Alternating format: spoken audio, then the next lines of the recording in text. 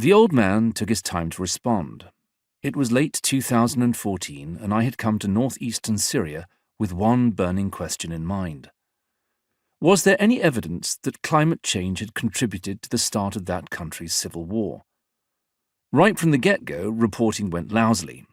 With ISIS, also known as the ISIL, the Islamic State, or IS, then on the warpath, people were panicked, never more so than when a rumour spread that the jihadists had broken through Kurdish lines, and my colleague and I were roused in the middle of the night to flee. I felt faintly ridiculous asking about drought while fellow journalists reported on and embedded with desperately outgunned defenders. Clearly, a few of my interviewees felt the same, and accordingly they fixed me with some very perplexed looks. Then there was the challenge of finding the right people from the right places. Like needles in a stack of needles, the villagers I sought were often indistinguishable from the hundreds of thousands of other refugees, all bundled into rain-sodden camps and swollen towns across a narrow sliver of land along the Turkish border. But then I got lucky.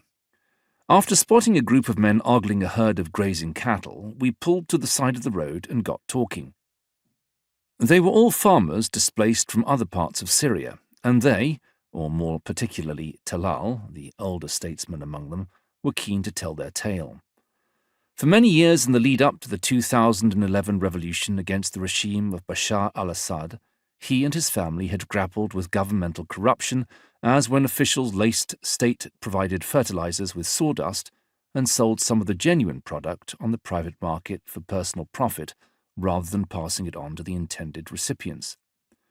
And for about 3 years preceding the uprising, they had reeled from weak rains, which were debilitating enough in themselves but utterly destructive when fused with regime larceny.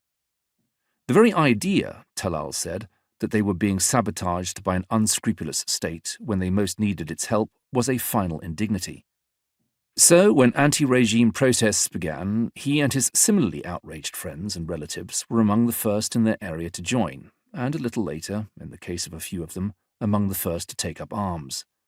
The rest, as they say, is history. Bad rains, bad government, bad times, Talal told me, withholding his surname. We could not continue. This is a much simplified version of a complex tale.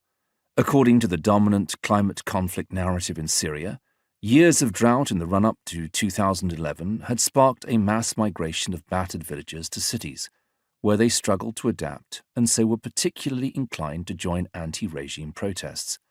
And that may be at least partly true, but in interviews across several trips to the country's northeast, farmers gave me a slightly different account.